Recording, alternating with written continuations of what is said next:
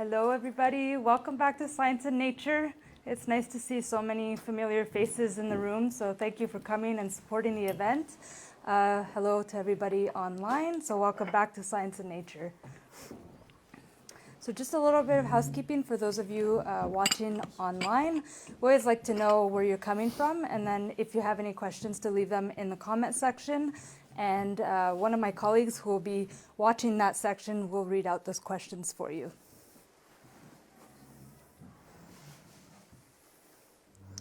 So before we begin, we'd like to respectfully acknowledge that we are on the traditional territory of the Haudenosaunee. We offer our gratitude to the Mohawks of Akwesasne for their care for and teachings about our earth and our relations. In honoring those teachings, we are committed to the process of dismantling the ongoing legacies of settler colonialism through good relations with each other and the lands we live and work on. The River Institute was founded in 1994 in partnership with the Mohawk Council of Akwesasne. We are committed to listening to and working with our Haudenosaunee partners through all that we do. We are grateful for the time and knowledge that our neighbors graciously give to us, and we strive to improve the health of the Great River and surrounding lands. This relationship extends into our personal lives as we get to know each other and build relationships outside our time at work and through a mutual interest in the environment. In case, for those of you not, watching online, if ever you are wondering whose land you're on, if ever you're traveling or working elsewhere, I highly suggest you check out the website native-land.ca to at least have an idea of whose land you're visiting. You can also text your city and province to 1-907-312-5085, and you'll receive a message saying whose land you're living on. So if you'd like to follow any news from the River Institute, future programs, research, educational work that we're doing, you can follow us on Twitter, Instagram, or Facebook. If ever you wanted to rewatch any Science and Nature Untapped presentations, you can go to riverinstitute.ca/untapped. So since we've gone online virtually 2 years ago, all of these are recorded, so you can watch them on repeat if you'd like, or you can revisit in case you missed an event. So for upcoming events on January 11th, which this one will be virtual, we have invited Abe Schneider and Sterling Watson out of San Francisco. They work for a company called Nature Energy that develop fish-friendly turbines. And so a lot of events such as these, our programs and research are generously supported by donors. If ever you wanted to make a donation to the River Institute, you can do so at riverinstitute.ca/donate. But also just, word of mouth, talking to your friends about us, sharing our social media posts goes a really, really long way. And so for this evening, we're going to be hearing a talk from Fred Schuler, Think Like a Muskrat, Recognizing and Loving Eastern Ontario's Largest Invertebrates. Having learned as an undergraduate that ecology is the science of where organisms are found, Fred Schuler has spent half a century in the museum mission of finding and documenting where species occur. He and his wife, Alida Karstad, have promoted, illustrated, and studied a series of conspicuous groups that weren't popularly recognized as species: reptiles and amphibians, crayfish, slugs, and land snails, invasive plants and aquatic mollusks, especially the native Unionoid mussels. From their home base in Bishop's Mills in Grenville County, they survey the occurrence of their species of interest east and west across Canada. Fred's academic tradition emphasizes the collection of specimens and data that can be used to document ecological and evolutionary change. And since the incursion of Dresnid, zebra, and quagga mussels has been the biggest challenge faced by aquatic ecosystems in Ontario, they've been working on it since the early 1990s. So I met Fred last year. He runs a weekly event in Oxford Mills surveying mud puppies, and everyone is available. It's open to anybody who'd like to come and see the mud puppies for themselves. And so if you don't know what a mud puppy is, it's a very large salamander that lives in the St. Lawrence River. They're quite impressive. So without further ado, Fred, I'll welcome you up here. Okay, so you have it. Oh, yeah. This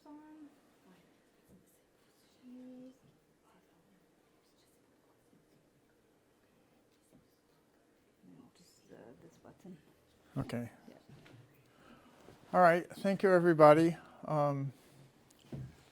Now you have to tell me which direction I'm supposed to move so online people can see the screen. So there's the abstract that Stephanie just read. So I grew up with the Peterson Field Guide series, starting with birds. And so when I was a kid, my family started to do birds. And then reptiles and amphibians came out, and ferns and wildflowers. And so we had these conspicuous terrestrial species that we were recognizing as species. And then when I went to graduate school, well, a professor I'd been a mentor to me as an undergraduate was concerned about leopard frogs because he'd written a paper in which he'd made some assertions about male oviducts in leopard frogs, and a bunch of us undergraduates said, well, this is at Cornell in New York State. He said, well, get us a state truck and we'll drive around and see where the leopard frogs are. And so we drove around and saw where the leopard frogs were, and then I followed a guy who was a postdoc there to the University of Toronto, and I was going to study hybridization between subspecies of sapsuckers, but by the time the dust settled, I was doing geographic variation in leopard frogs. And then things changed, and you can see in this stack of books the Crayfish of Ontario by Crocker and Barr, and that got me doing crayfish partly to document where stream salamanders were in Ontario, to have an alternative prey. So if you didn't find what you were looking for, you'd find something. And this is an important thing in field work, is you want to contribute to some field, even if you're not finding your primary target species. And then at the National Museum of Natural Sciences, which is now the Canadian Museum of Nature, Arthur Clarke was working on freshwater mollusks of Canada. And this was, Canada's National Museum has had a rough history. And it started out as a part of the Geological Survey in the late 19th century. And they built the Victoria Building, which you can see from the Queensway. And then the Parliament buildings burned down, and they threw the museum out of the museum building so the Senate could be in the museum building while they rebuilt the Parliament buildings. And then there was World War II. And after World War II, there was a incredible resurgence, and this idea of going and finding all the species of everything all across Canada. And this is when my wife Alita and I got involved with the museum, and Arthur Clarke was going all across Canada to find where all the aquatic mollusks, including lots of little species of nearly microscopic aquatic snails that are now grouped entirely differently in different configurations of species than they were then. But Alita got into mussels by doing the paintings for the Unionid mussels for the book, and these ones on the cover are her paintings. And so we recognized that mussels were important, but we were working with the museum, so we just shoveled them into bags and sent them off to malacology, and they got identified there. And we didn't really get engaged with mussels particularly intensely. and then zebra mussels came. And you've all heard stories about how drug dealers would go around to playgrounds at schools and pass out joints to get people hooked on marijuana. And the Ministry of Natural Resources does that sometimes too. And in 1995, they figured the zebra mussels were here, and so we've got to do something about the mussels that they're making extinct. And so we'll let out some contracts. And one contract was for the Grand River, which is one watershed, you know, sort of from Guelph down to Lake Erie. And then the other was for the Thames, which, you know, runs through London. But then for Eastern Ontario, they didn't really know what was going on. And they said, well, here's $6,000. You can do Eastern Ontario. And so you get this, you get hooked, you know. And so we said, well, we've got to get to every bridge in Eastern Ontario and see what the mussels are there. Let's see what my next slide is. So these are, they're freshwater mussels. They've lived in freshwater since the Jurassic or Triassic, that really way back in time, and they have Eastern North America, south of glaciation, has the most diverse fauna of any place in the world. There's 300 species in the southeastern states, and a fair number of them have gotten north of the limits of glaciation into eastern Canada. And you can see this is a painting that Alita did for a mussel head. We call ourselves mussel heads, from Montreal, where he had picked out all the most brilliantly colored ones. And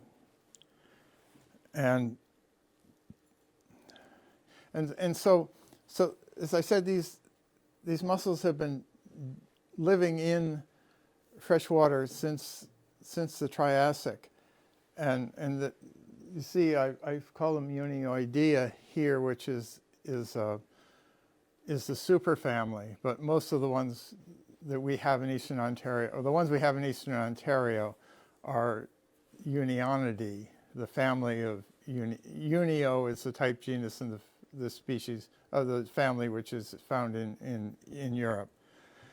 And what they do is that the males release sperm into the water, the females take the sperm into their gills, and they've got eggs on their gills, and the eggs are fertilized and live on the female's gills until they get to be sort of 0.3 of a millimeter in size. And then the female has to do something to lure a fish into range, because if you're just sedentary, living on the bottom in fresh water, you've got to get upstream somehow, or else you'll just gradually be swept downstream. And over the course of generations, or just in the course of one generation. And so what she does is she has mantle flaps that look like a wounded minnow, or that look like a wounded crayfish, or it just looks like something tasty, or she makes a little thing like those rubbery worms that fishermen use. And even in one case, she just pops out of the air and sacrifices herself, and the fish crunches her, and she explodes into all these embryos that then clamp onto the fish. And it's like the old Pac-Man video games, where there's just sort of circular, hemicircular clamp-on little larvae that live on the fish until they think it's appropriate to drop off, and then they drop off, and they don't harm the fish particularly. Some fish get allergic responses and can only carry sort of one batch of larvae in the course of their life. But this is how, in Ontario, you know, the Ministry of Natural Resources thinks everything is lakes. If you've ever tried to deal with the MNR in something like the South Nation drainage that doesn't have any lakes, they just don't get it because they think that everything is lakes. But that's really unusual in the history of the world, because generally lakes, the outlets get eroded down and they fill up with sediment, and all you have is rivers. And so if you're going to live long-term in fresh water, you have to be able to go upstream. And this is how they do it, is hitched onto the fish. And then the larvae drop off and they go into the substrate, and they do things, nobody really knows what they do, but they use their foot to pick up bits of food, and they grow shells which have little interesting corrugations on them. We call, when they grow up and they're bigger, we call it beak sculpture, and it's useful for identifying species, but we don't really know what it does for the juveniles when it's operational. So we have this huge fauna. We have about 24 species in eastern Ontario. And then sort of the opposite kind of bivalve mollusk gets introduced. And this is the Dreissena zebra mussels, or quagga mussels. The quagga mussels are a species that lives in deeper water. The zebra mussels are the ones we have in streams and lakes that aren't the depths of the Great Lakes. And these have external fertilization and pelagic larvae that live in the water, and they were all across Europe during the Pleistocene. But unlike Ontario, when the ice went away, we just had all these lakes everywhere, except in the South Nation. But in Europe, they had so much topography that everything drained away, and it's really exceptional in Europe to have a lake. You know, there's Lake Geneva, and that's about it. And so these zebra mussels, after the Pleistocene, were restricted to the deltas of the rivers that went into the Black Sea, because there was tidal slosh, and they could persist. And then the French carelessly had their revolution, and Napoleon took over and required the Royal Navy to blockade Europe, so to try to suppress Napoleon. And the Europeans just started to build canals like crazy. And they built canals all across Europe because they couldn't do anything in the ocean because the Royal Navy was there. And so the zebra mussels, they got these canals out to the mouths of the big rivers in the Black Sea. And the zebra mussels clamped onto the barges and got carried all the way across Europe. And they eventually got across 1824, I think it was. They got across the English Channel into the British Isles.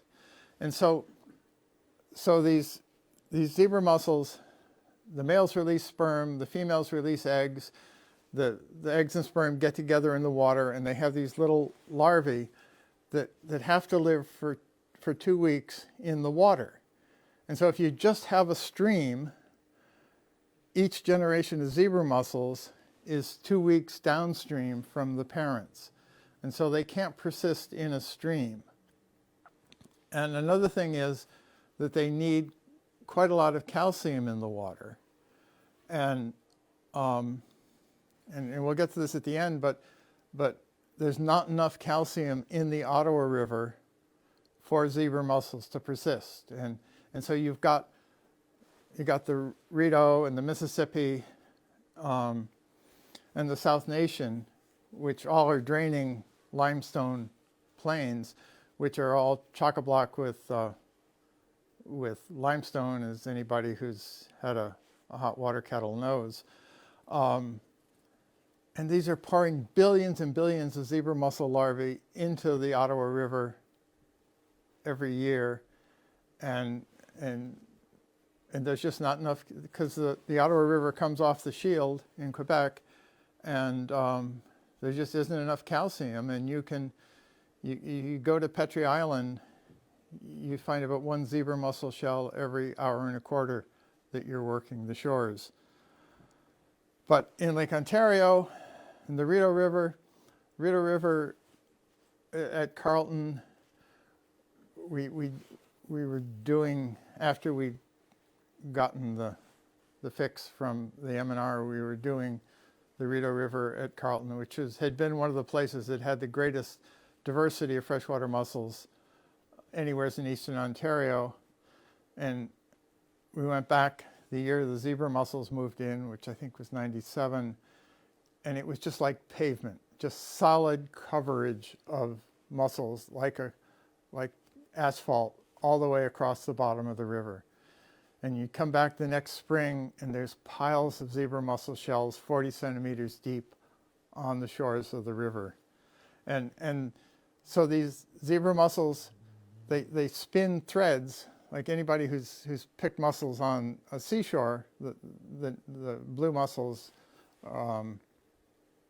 they spin threads to attach themselves to the substrate.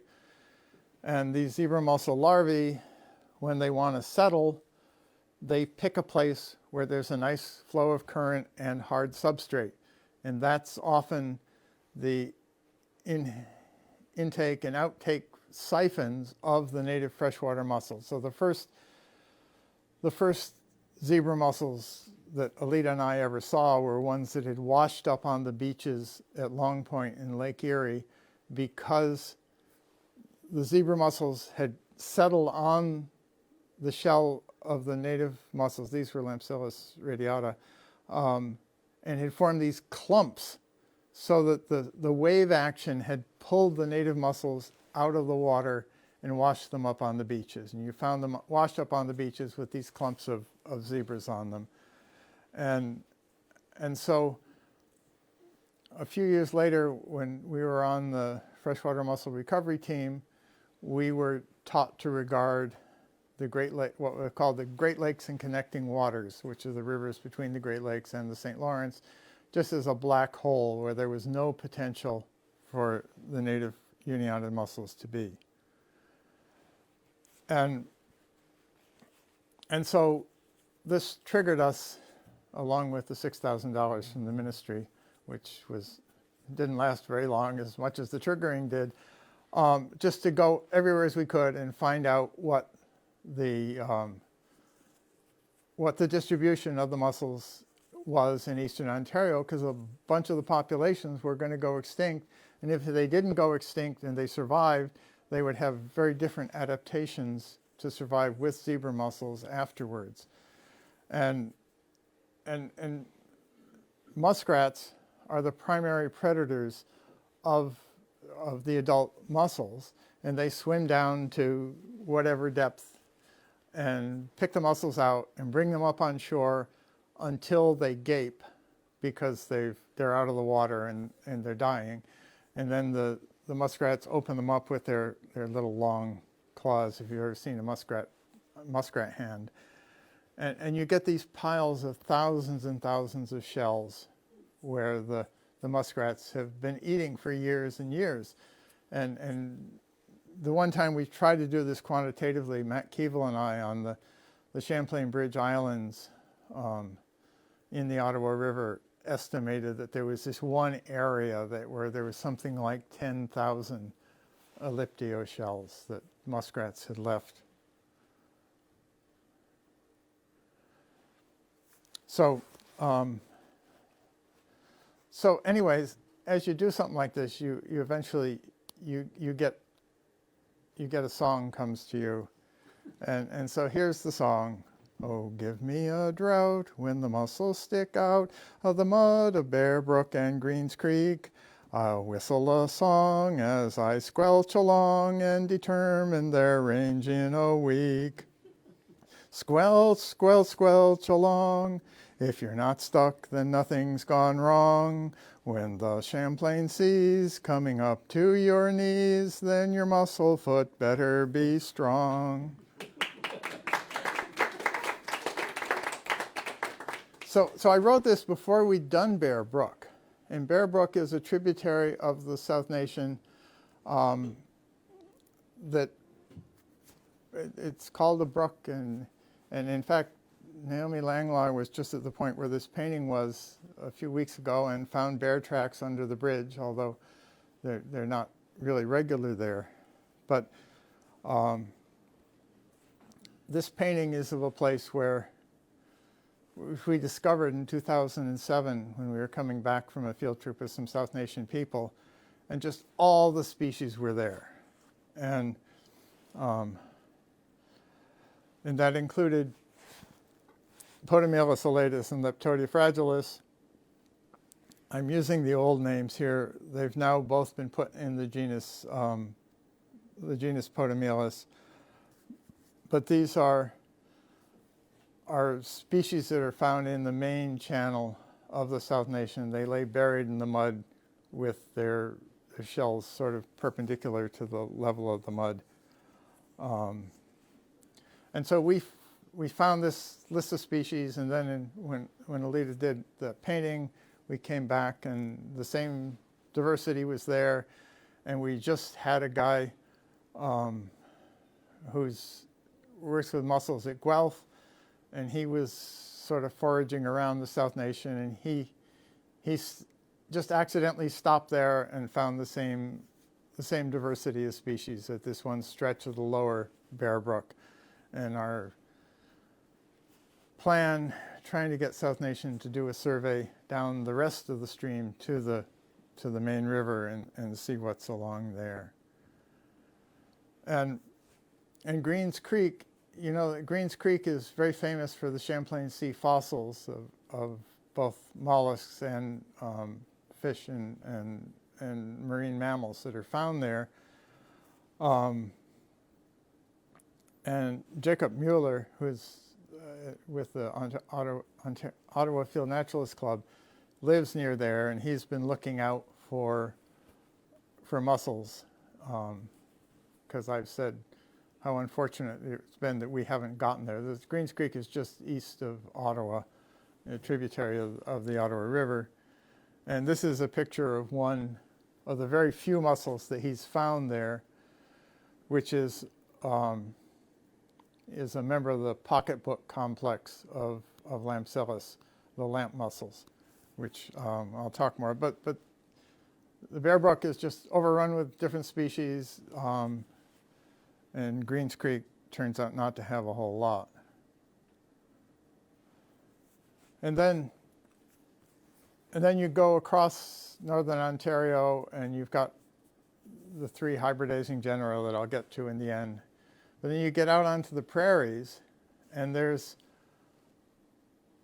prairie rivers have a rich fauna that comes up from the Missouri, from a Mississippian refugium of mussels, and it's Lake Agassiz, which was the big proglacial lake over much of the southern prairies that's coming up to your knees when you're doing the prairie rivers. And these are rivers that have a U-shaped bed in soft sediment. They don't have gravel bars where you can just wade out and see the mussels in knee-deep water. And so their fauna is historically underdocumented. But when we were out there in 2014, there'd been a big flood that had washed 30 or 40 centimeters of silt up onto the cultivated fields along the river. It just they called it a 300-year event. And when Alita was doing a painting we were out doing paintings and surveys of places where the Energies pipeline route was going to cross rivers. And so I was on this island where all this stuff, sediment and mussels had been washed up onto an island. and this huge diversity of species, great big mussels. As I say, this one Leptodia was perhaps the biggest mussel we'd ever seen. And months after this flood had been over, there were still live mussels on the island that I was able to throw back into the river so that they wouldn't die. And then the big river that comes up through Winnipeg is the Red River, and this is a photograph of some pelicans below a dam on the Red River where it was a very trampled shore, and there was no way for shells to get washed downstream past the dam, and so it's only a few of the Potomelus elatus that we saw from Bear Brook, and the Lampstellus radiata, and a floater. A very trampled shore with a lot of fishermen. And so then to go east, give me a June when the flutes are in tune and Tobique is exposed to the sun. I'll wander once more on the shingly shore as the river's songs fiddled and sung. Stroke, stroke, stroke, and draw as flotillas go by pitch and yaw. Isostatic rebound brought up all of this ground, and the pearl shell is there on the bar. And this is an event that was held annually on the Tobique River, where they had this big barge, and they put a band of music with flutes and violins and other instruments on it, and they would just drift down the river playing music. And everybody who had a canoe for, 50 miles around would come down and paddle along parallel with them.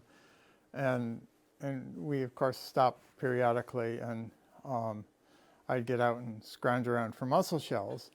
And this is Margaritifera margaritifera, which is what's called the pearl mussel in England. And in the Middle Ages, very occasionally has pearls, but in the Middle Ages, thousands and thousands of them would be caught and opened to see if they had pearls, despite a very low recovery rate. But it's found in the Maritimes and up the St. Lawrence, past to Montreal, and it's also found on the New York side of the St. Lawrence along here. And Andre Martel at the National Museum Canadian Museum of Nature has found it in one tributary, eastern tributary of the Ottawa River on the Quebec side. But we haven't yet found it in Ontario. And it uses salmonid fish, traditionally salmon, where there's adequate rows of salmon, but they also use brook trout as their host fish. And so if you don't have salmonid fish, you don't have Margaritifera.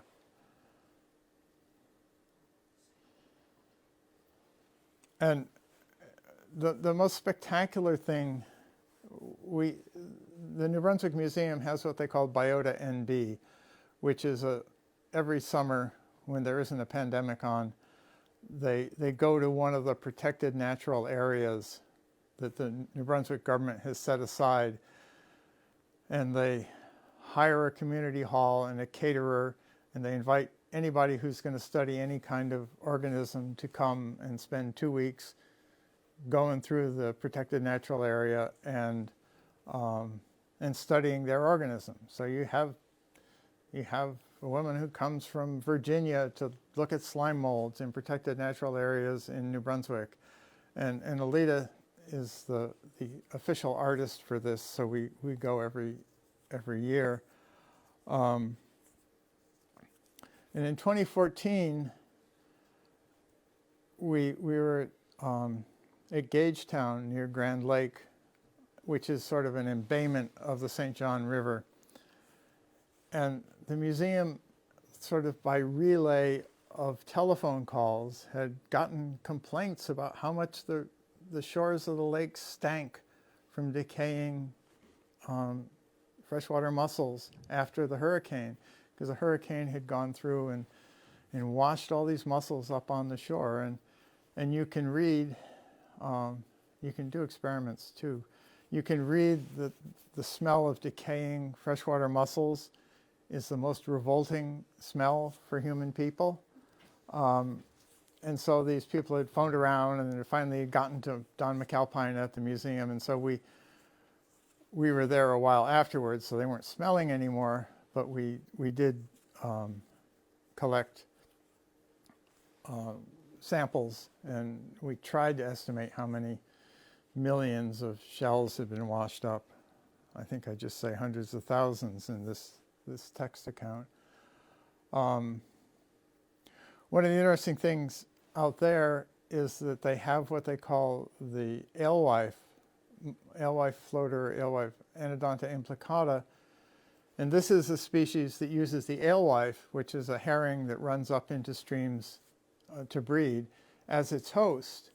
And there's places in the New England states where they've taken out dams and they've let the alewives and shad go up the river, and they've gotten 125 kilometer range extensions of the alewife mussel because their host fish has been able to get back into the streams.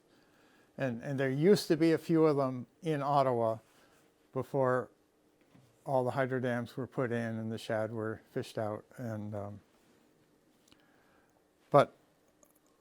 but there were two rare species, and this is a painting of the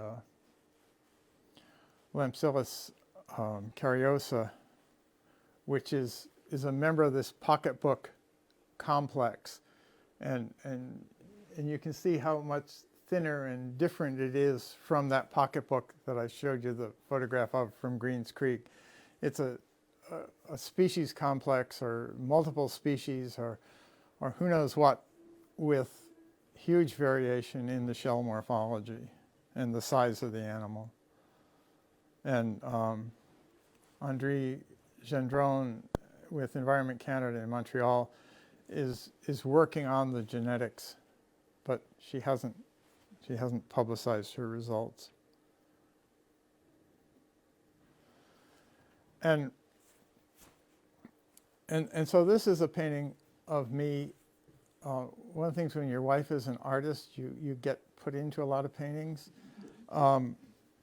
This is the Sydenham River in southwestern Ontario that drains into Lake St. Clair, and it has the greatest Unionid mussel diversity in Ontario, or in Canada, and 39 species. And I've got a sample from that general area, which has a bunch of the southwestern Ontario species. A lot of them are species at risk that were wiped out from Lake Erie, the Great Lakes and connecting waters, by the zebra mussels. But the Sydenham is just a stream, so the zebra mussels can't live there, and they've persisted. And so this is a sort of picture of me thinking like a muskrat, and you get so you can recognize the kinds of places that muskrats will bring the mussels up to feed on. As I was saying to Matt at supper, there's a certain kind of red maple where multiple trunked red maples have sort of a hollow underneath them, and the muskrats really like that. And you find the places where the shell piles are going to be. And in the Sydenham is the only place in Canada that that this species occurs. The mud puppy mussel is, it uses, you see the little red arrow pointing to a little white spot on the gills. It's the only species of mussel that uses something other than a fish as its host. And so they tend to live in the depressions under rocks where the the female mud puppies lay their eggs, and so you have to have both mud puppies in a good population and conditions for the mussels, and so they're an endangered species in Canada because they're not very abundant in the Sydenham, and that's the only place in Canada they occur, but they're also threatened or in some other endangered species in each of the states that they occur in. And Isabel Haynes is working with Fisheries and Oceans to try to identify the larval Glaucidia on the gills of the mud puppies and see if they are and how many there are and what their life history is. And there was talk back before the Harper government took over about building little nesting apartments for the females to increase the population of mud puppies in the Sydenham River. But that's sort of gone, as they say, under the bridge. And so I'm just going to do a very few of the spectacular species. This is Utterbachia imbecilis, and one of the features of these mussels is that, of course, Simpsoniconcha ambigua, the mud puppy mussel, its name doesn't tell you anything about its field marks, but a lot of our species, the scientific name is a field mark. And in the case of Utterbachia imbecilis, it's named after Mr. Utterbach, but the imbecilis is because it's insanely fragile shelled. And it's just like a little crust and very easy to break. And this is the one species that has really expanded its range in recent decades. And when Arthur Clarke wrote Freshwater Mollusks to Canada, they were restricted to the direct drainage, Lake Erie and the direct drainage of Lake Erie. And then when people started to do surveys, because of the alarm from zebra mussels, they were found in various places along Lake Ontario. And then we started to find them in the South Nation, and Eric Snyder found them in the Jock River, and Philippe Blaise found them just across the border into Quebec. And then I looked at some samples we'd collected at Deschambault, which is a ways upstream of Quebec City, about 15 kilometers upstream of Quebec City, and there was one there. So there's been this, and we found them in the Rideau River as well. So there's been this huge expansion. They've never really become hugely abundant anywheres, but either our knowledge of them has expanded or else they've vastly increased their range. And if you Google about, you can find it explained in the States that they're carried as larvae on stocked fish, how they get into fish hatcheries and which species of fish they are, and whether anybody's actually documented that, I don't know. And this is Legumia nasuta, which is a species that used to be hugely abundant, especially in Lake Erie. There was a population estimate done for it in Lake Erie of 8 billion individuals. And then the zebra mussel, but it lived in soft, muddy bottoms in lakes and sporadically around, in Lake Erie and sporadically around Lake Ontario. When we did the Place to Walk survey of Lake Ontario in 1994, we found a shell at the mouth of the Saulteaux River near the Toronto Zoo in Scarborough. But then they were gone with the zebra mussels because they were in the optimal zebra mussel habitat. And when they started to be considered to have their status evaluated, there was one population known in a marsh around Lake St. Clair where there was some kind of eddy in the water that stripped the zebra mussel larvae out of the water, and so these guys were able to survive in the bottom. And then we had friends we visited in Lynn, west of Brockville, and we went down to the stream behind their place and found them. And they're in Lynn and Golden Creek at Lynn, which is a very fascinating place, which I could talk to about for hours and hours, and really ought to be protected area because it's, anyway. So since then, we've been looking for them in the direct tributaries of the St. Lawrence, because on the New York side, they're in streams that drain into the St. Lawrence all along the upper St. Lawrence, but we haven't found them anywhere else on the Ontario side. And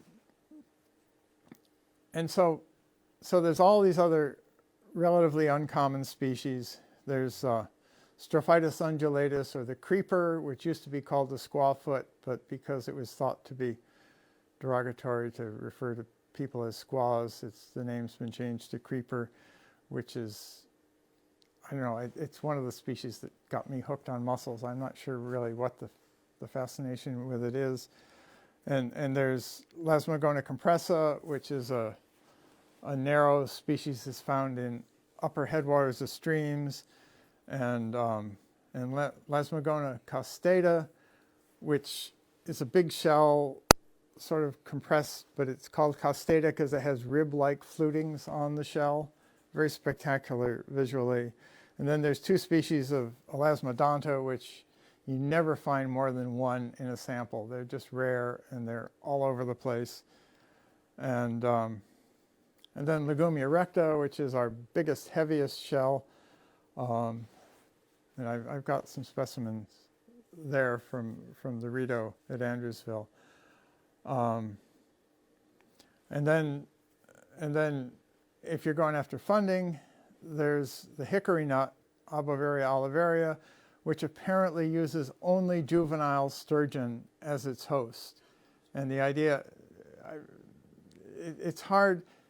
I mean, when we found Legumia nasuta at Lynn, nobody had figured out what its host fish was because it was such an abundant species.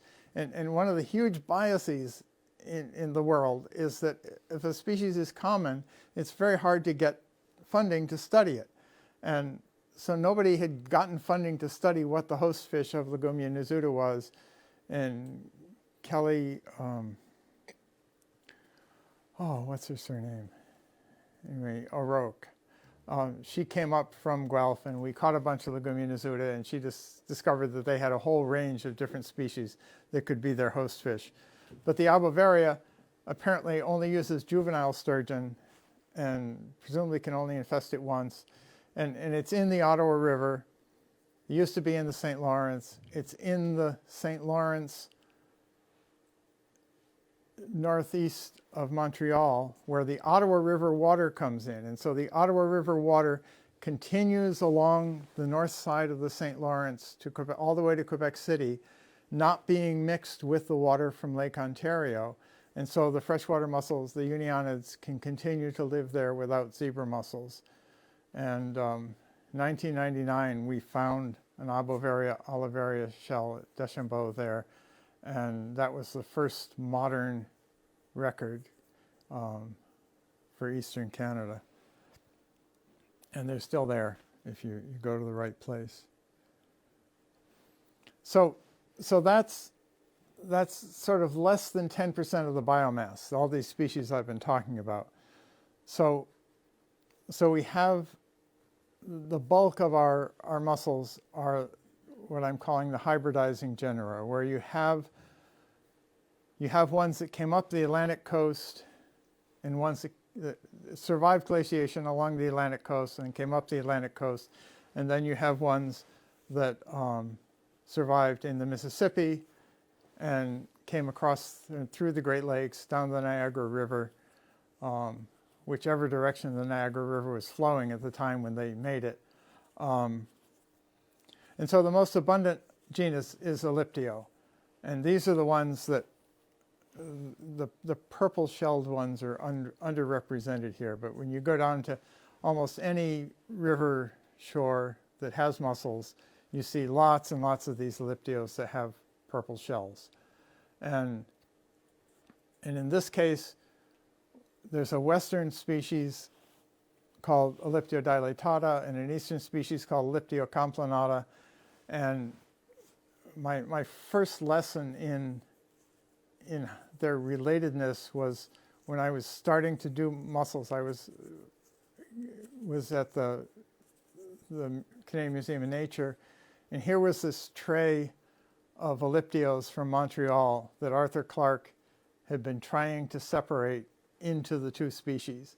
And he'd gotten about a third into complanata and a third into dilatata, and then there was the third that he'd given up on.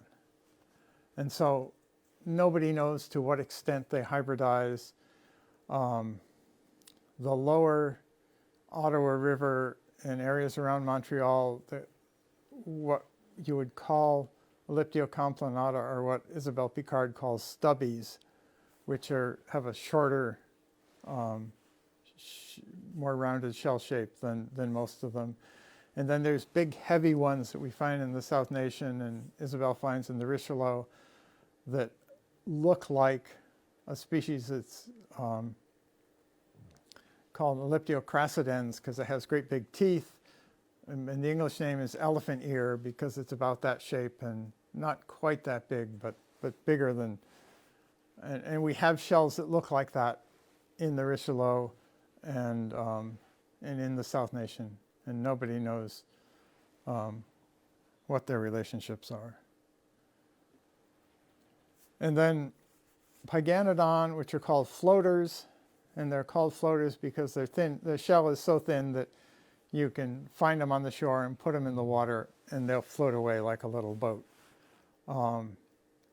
And we're in the contact zone between a western kind called grandis and an eastern kind called cataracta. And again, nobody's really sure how they interact or they hybridize or just have so few characters that it's hard to identify individual shells. And then it turns out there's a third species that was identified on the basis of DNA that is very hard to distinguish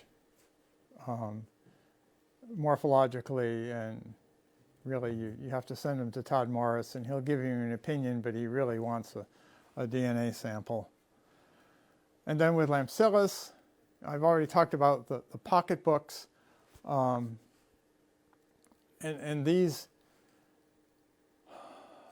well, the two pictures you saw, the one from Greens Creek and the ones from Grand Lake, are sort of the extreme morphologies in this pocketbook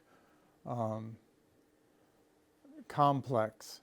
But there's ones that are long and shiny, and there's ones that are rounded and humped, and nobody really knows what the species limits are. And one of the things about mussels, and this, we've got documentary evidence of this, that when I started to do mussels, and when Isabelle Picard started to do mussels, and when André Martel at the museum started to do mussels, the first summer we tried to deal with variation in Lampsilus. I was coming from herps, and Isabelle was coming from land snails, and André was coming from marine mollusks. We all thought we were losing our mind because the variation was so hard to interpret. And then, in addition to this pocketbook complex, which I don't really, I know enough to be bewildered, but I don't know enough to explain anything. There's the western Lampsilus silicoidea, which is called the mucket, and then the eastern Lampsilus radiata, which is called the eastern lamp mussel, and they come together and hybridize, and Isabel Haynes that I talked about doing the mud puppy mussel. She did her thesis, her PhD thesis, on the variation of them. But even though they're our second commonest species and they're not protected, she couldn't get the Ministry of Natural Resources to tell her whether or not she needed a permit to collect them in Ontario. And so all of her work was basically in New York State where she could get a permit. So we haven't, I actually haven't seen her thesis. I think she's waiting until it's published to get it out. But Ontario is a hole there. So this is a shot of zebra mussels, and I'm sure you've all seen zebra mussels. And as I said, when they first showed up, they would just pave the bottom of the rivers or the lakes, and totally wipe out the native mussels. And so one of the things that I've been looking at and trying to find is places where the Unionid mussels have evolved adaptations to living with zebra mussels. And so sort of for quite a while we found fresh shells of Leptodia fragilis in the lower South Nation River, especially at Jessup's Falls. And we found lots of them in Hoople Creek, along with Pyganodon, actually living with zebra mussels or with zebra mussel byssus threads still on their shells. There's places on the Mississippi River where the Unionids seem to have survived pretty well, even though there are zebra mussels present. And I'm told that there are river red horse suckers there, which if you're a diver, you can hear them crunching up the zebra mussels because they're a mollusk-eating fish. And then this photograph here is in this summer at High Falls on the South Nation. We're teaching a workshop on invertebrate identification, and somebody found a living Lampsillus radiata in the South Nation, just in the shallow water at the foot of the falls, despite all these decades of the South Nation being overwhelmed by zebra mussels. So these are the Leptodia fragilis we found at Shaver Road on Hoople Creek near Ingleside in 2018, and the water level was down, and it just all three of us had our minds blown by finding so many of them. And we kept the shells, but we threw an awful lot of the living mussels back into the creek. And these calipers are open to what Clark's Freshwater Mollusks of Canada gives us, the maximum size of the species. So he gave 150 as the maximum size. We had one that was 162 millimeters. So they're doing really well despite living with the zebras. And we went out with Stephanie in Hoople Bay this July, and we found the St. Lawrence was very, very low this summer, and Hoople Bay was almost completely exposed. Well, not completely exposed, but huge areas were exposed, and we found a few Leptodia shells and some Pyganodon. So they were there, but of course they don't live very well when the ground is exposed.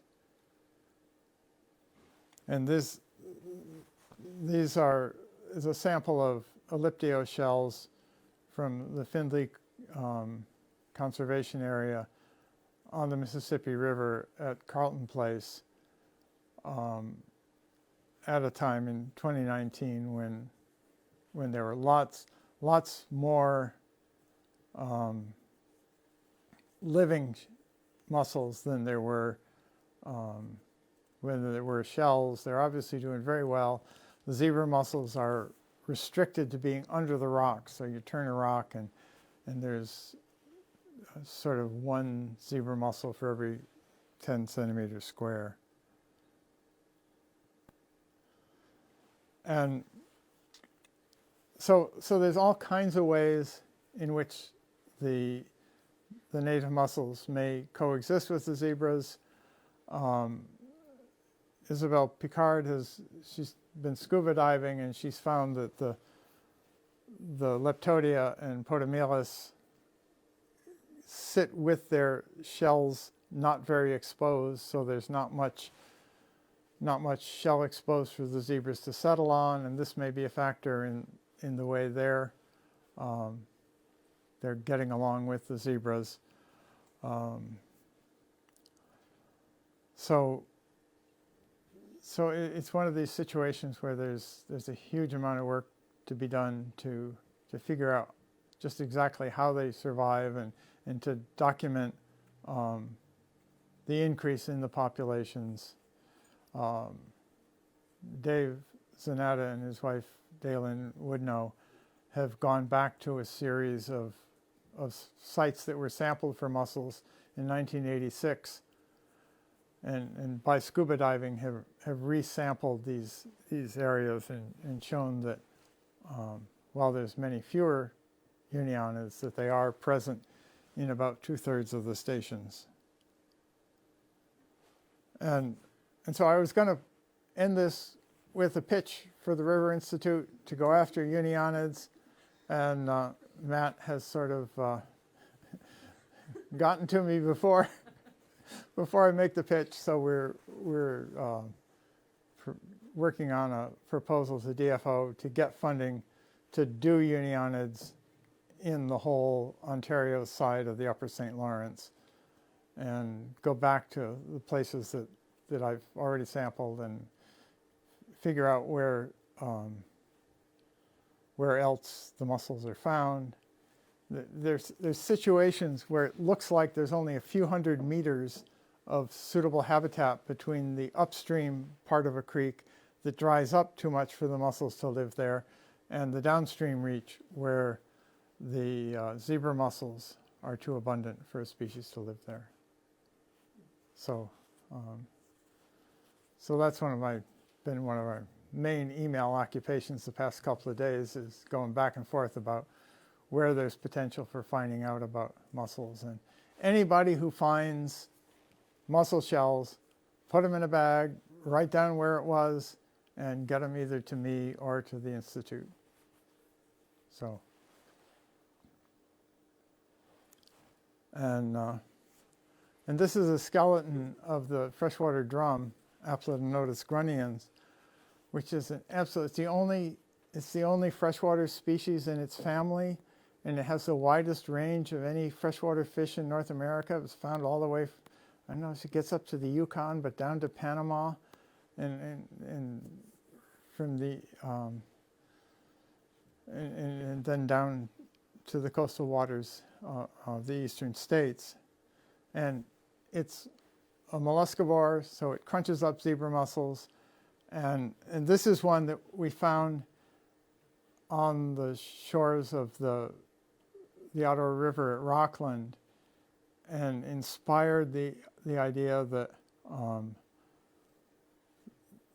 they're much commoner in the South Nation than they are. Historically, they weren't very common in the Ottawa River, and it seems that there's more of them there. And maybe the reason, Potomelis elatus used to be very, very rare in the Ottawa River, sort of 3 records since the 19th century, and now there's places where you can go and they're really pretty common. And the drum is their host fish, and so it may be that they're eating zebras in the South Nation and then coming out into the Ottawa River and carrying around the larvae of these mussels that used to be rare. And of course, we have to thank the muskrats. So.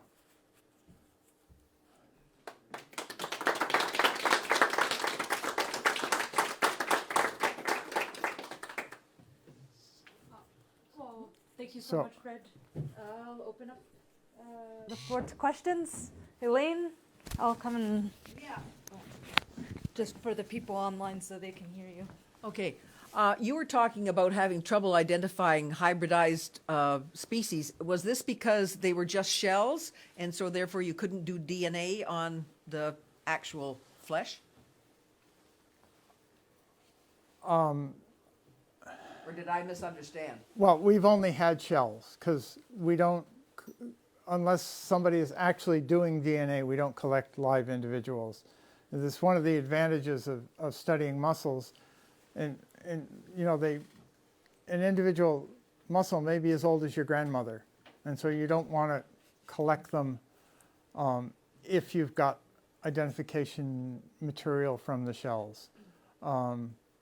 But at least with the elliptios, I've heard that the DNA results are not clear cut. So it would take a huge sampling process for each of these complexes. I mean, it's like Isabel Haynes, it's a PhD sized problem to work out each of these hybridizing complexes. Thanks. Oh, you have to wait for the microphone. Yes, sorry. Thanks. You're welcome. Is there a good way to tell how old the shells are that you collect? Other than like weathering? Is there like any other clue? You can find subfossil ones that have been buried in clay that look very fresh, and we record the freshness because that's an indication whether there's an extant population. But to age them, how long they've lived, you have to cut them and read the rings like trees, which is almost as unreliable as reading the rings on turtle shells. But that's how it's done. But nobody's doing it in Eastern Ontario.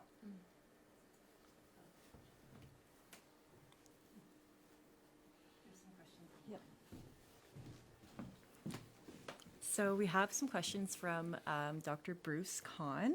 First, he'd like to say that he has some very limited data on Unionids from offshore of Rockport, Brockville, Prescott, and Cardinal from 1992 that he collected while scuba diving. Right. And his first question is, are Pacific salmon introduced into the Great Lakes region as good as host for Glaucidia as the native Atlantic salmon? Well, we don't know because there's no overlap between the range of Margaritifera and where the introduced western salmon are breeding. Now, the western salmon are the host for the western Margaritifera falcata, and Andre Martel, that I was talking about, he got interested in freshwater mussels working on the west coast and finding that the bacteria from the decaying bodies of the salmon boost up the growth of the western Margaritifera, and then they in turn churn up the ground with their digging around, which really improves the breeding bed, the spawning beds for the salmon. So there's a sort of reciprocal relationship there. And is he going to bring those data around to the Institute? Maybe. We could ask. Yeah, we could ask. And his second question, is it likely that Unionid refugia, such as you described, can cause natural restoration and repopulation of Unionid populations in the St. Lawrence that were once decimated by Draconid's fouling? Well, we certainly hope so.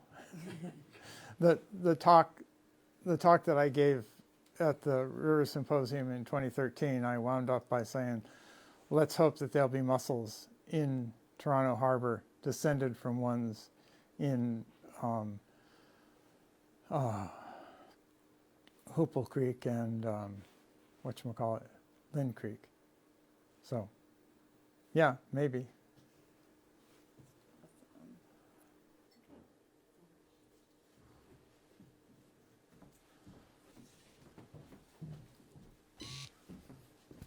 Thanks, Steph. Fred, I was wondering if you could describe to the audience and the public just some common features that you use to identify mussels, because maybe to the layman, they kind of all look the same, but there's certain features that an expert like yourself are looking at to tell them apart. Well, the first thing to do is to email me, and I will send you a copy of our macroinvertebrates field guide.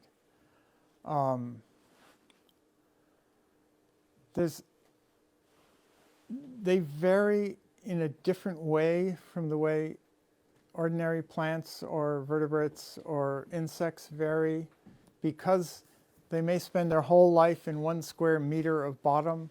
They're very influenced by the environment, and so if there's more calcium in the water, they grow a thicker shell. And there's probably a lot of other influences that aren't so obvious. And what you look at is the configuration of what are called the pseudocardinal teeth, which are the chunky teeth up at the front, and then the lateral teeth that go posterior. The color of the nacre, the pearl substance, the texture of the outside, the general shape. There's an awful lot of just getting familiar with the ones that are easily identified, and then extrapolating that to the hard ones. And we get people coming from southwestern Ontario where they don't have this hybridizing problem. And they, when they look at our elliptios or lampsilluses or pyganodons, they just are glad that they're down in southwestern Ontario, because we have so much like these elliptios that look like elliptiocrassidens, and they grade into the ordinary elliptios more or less. Yeah, it's just ask me for a copy of the book, and then go out and look at them, and keep in mind that the three of us who are the leading mussel people in Eastern Ontario all thought we were losing our minds that first summer.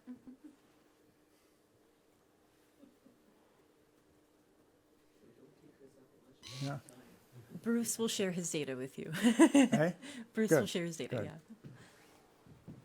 I had maybe more of a general question. Would you be able to describe the mussels' importance in the ecosystem? Well, they're the primary filterer of water in natural ecosystems, and so they process liters and liters. Each individual process liters and liters of water each day and take out the phytoplankton, and so they really take a lot of fixed organic matter out of the streams and convert it into meat that then can be eaten by muskrats and otters and raccoons, and so where they're abundant, they're a really important aspect of the whole ecology of a stream.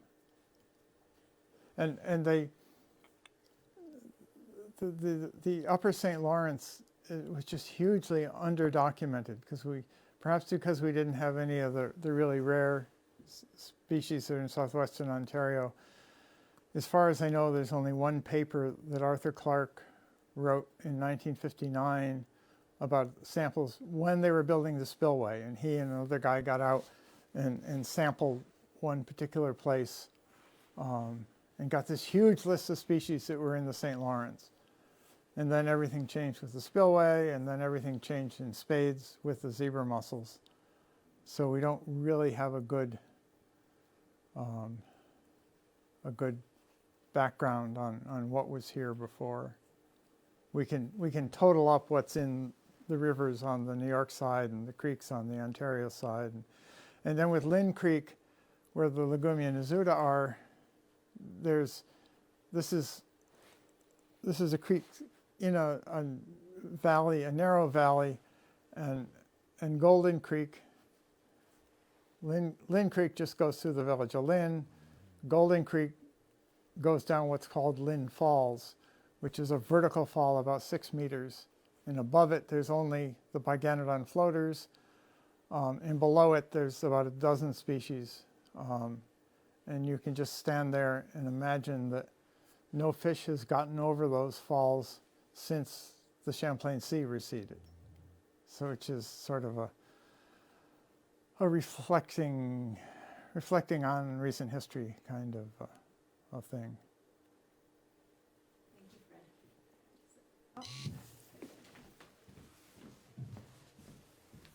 I'd just like to make a comment from something you said a minute ago.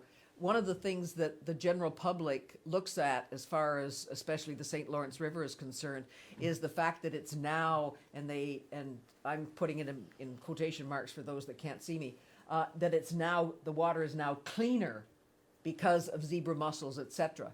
And they don't understand that the filtration that you were talking about has removed the phytoplankton, etc.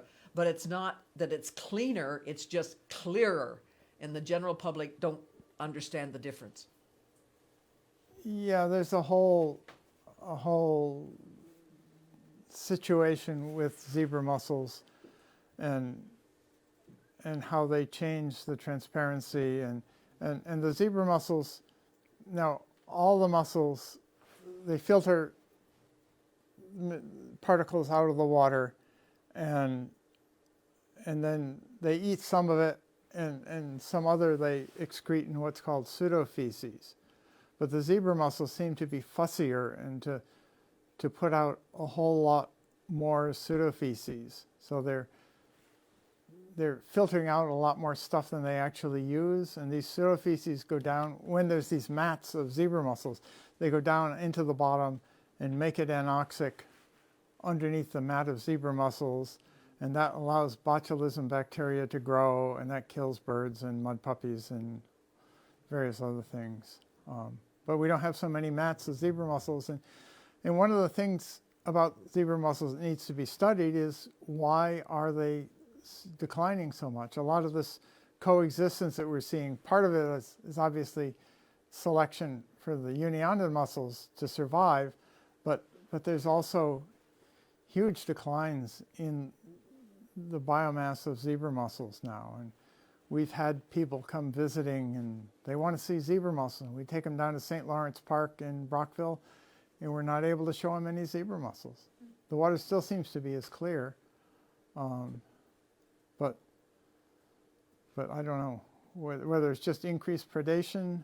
You know, part of the zebra mussel story is that they took over, and then first the ducks, and then the muskrats, and then the various kinds of fish learned to eat them, and it now looks like in a lot of places they can only live underneath the stones.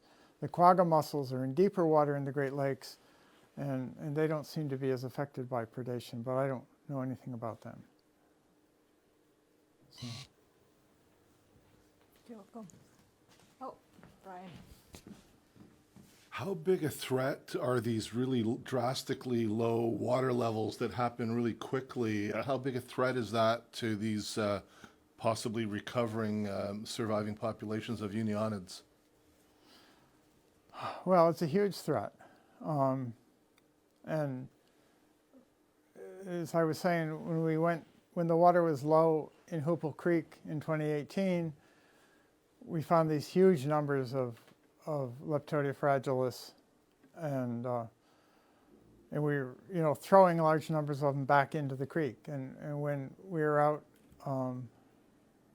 at Hoople Bay this summer, there are only a very few shells because, the whole thing was exposed, and everything that was in it would have died.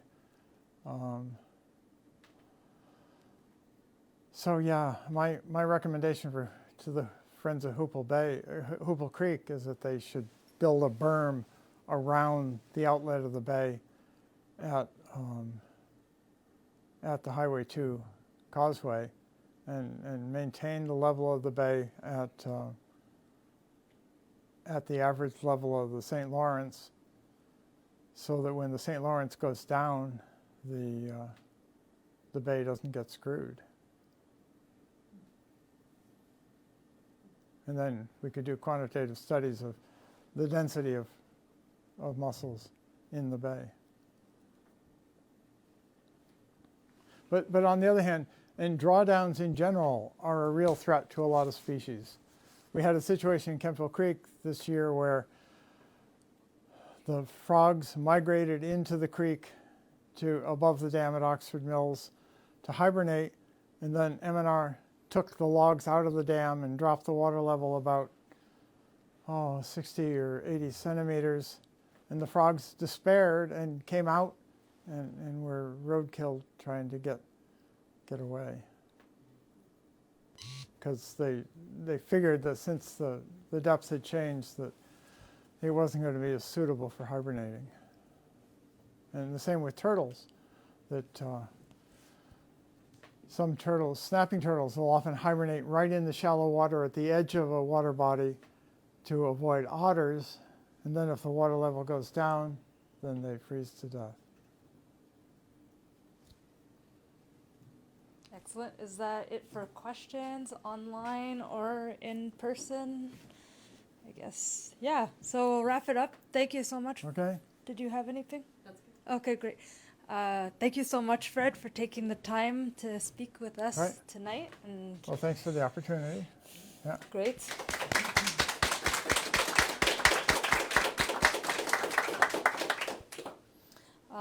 For everybody, we'll be back in January on the 11th to hear about fish-friendly turbines.